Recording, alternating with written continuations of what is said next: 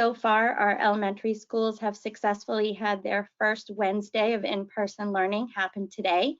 We did a lot of work ahead of time to prepare students, to prepare classrooms, to work with teachers to make sure they had the time available to prepare for lessons 5 days a week in person. So we are prepared for high school and middle school to do that same transition next week.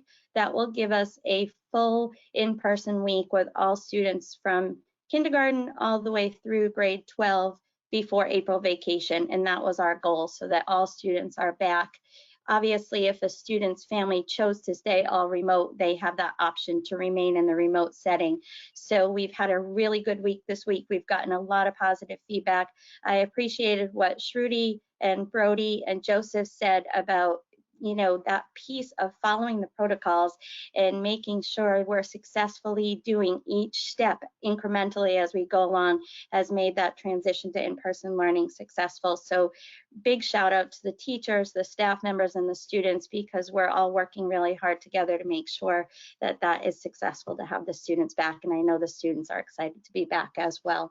So it's, we're having the 5 days before April vacation, and I just wondered if there's going to be any concern coming the Monday after April vacation, with people going away, which I'm sure is going to happen, just how we're going to sort of maybe get on that a little bit ahead of what we might be coming back to on that following Monday. Sure. I think the big picture is that we're really emphasizing all of the protocols, the social distancing, the washing the hands, the making sure when kids have their masks off to eat their lunch, they're truly 6 feet apart. We're getting kids outside as much as possible for mask breaks and things like that. So it's really just the preparation, just like we did when we brought students back 4 days a week, of ensuring every teacher, every school, every staff member is reminding the students of the protocols and really staying tight on that piece. Just in terms of people travel, is there they know what they're supposed to do if they're coming back from being out of state?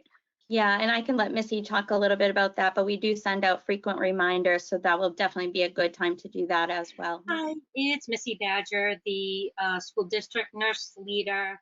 We have all the information on the coronavirus website all the time. The travel advisory has its own tab. It links to the state advisory website, which is where we get all our guidelines from. And I don't see that it's going to be any different than Christmas break or February vacation. And we will send something out sometime next week before vacation, just to remind parents. Yeah, I think that's great. I think we're feeling so close that reminders are always good.